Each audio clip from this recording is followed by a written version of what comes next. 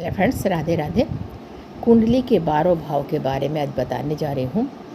आप सभी के लिए बहुत महत्वपूर्ण है। जो जानते हैं उनके लिए, जो नहीं जानते उनके लिए भी बहुत ज़रूरी है जानना।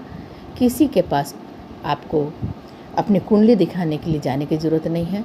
आप खुद अपनी कुंडली को देख सकते हैं। ये जो है पहला घर आपका अपना, आप खुद हो। आपका रंग रूप स्वभाव इसी घर से देख के पता चलता है। और ये है धन भाव, ये वाला सेकंड हाउस धन भाव है।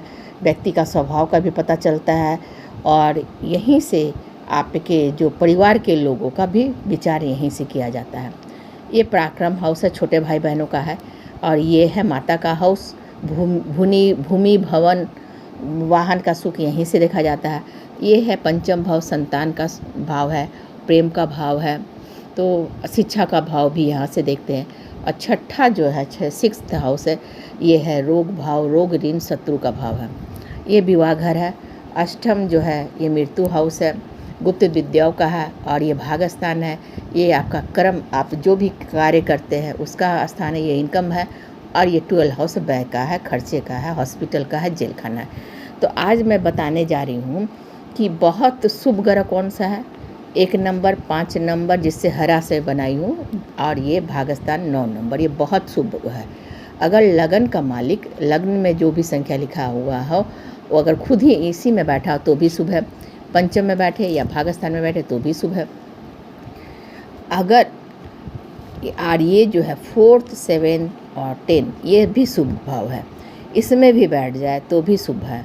अगर लग्न के मालिक यहाँ आपका जो शरीर कैसे, कोई पूछता है कि आपका शरीर कैसा रहेगा तो ये भाव देखकर ही बता देते हैं। अगर 6, 8, 12 में बैठा हो तो ये दुख भाव है, जीवन में दुख उठाना पड़ेंगे, कर्जे से हो या परेशानी, जीवन में परेशानी लगेगी। अगर विवाह के बारे में कोई जानना चाहता है कि मेरा विवाह कैसा होगा, कैसी लड़की मिलेगी या लड़का मिलेगा, तो विवाह घर का मालिक कहाँ बैठा हुआ हो, अगर शुभ भाव में बैठा है तो शुभ है। अगर यहीं 6, 8, 12 में बैठ जाता है तो जीवन में दुख ही झेलना पड़ता है, ये शत्रु भाव है। तो अगर विवाह घर का मालिक इसमें बैठ जाए तो जो पत्नी आएंगी या पति आएंगे शत्रुपूर्ण व्यवहार करेंगे, और ये भी दुख भाव है। मृत्यु का घर है और संकट का घर है, और 12 हाउस तो व्यय खर्चे का है। तो इस प्रकार हम लोग कुंडली देख के विचार करते हैं। अगर पूछा जाए कि बुढ़ापे में संतान हमारी सेवा करेंगे कि नहीं, तो संतान के घर का मालिक अगर 6, 8, 12 में बैठ जाए तो ये नामुमकिन है।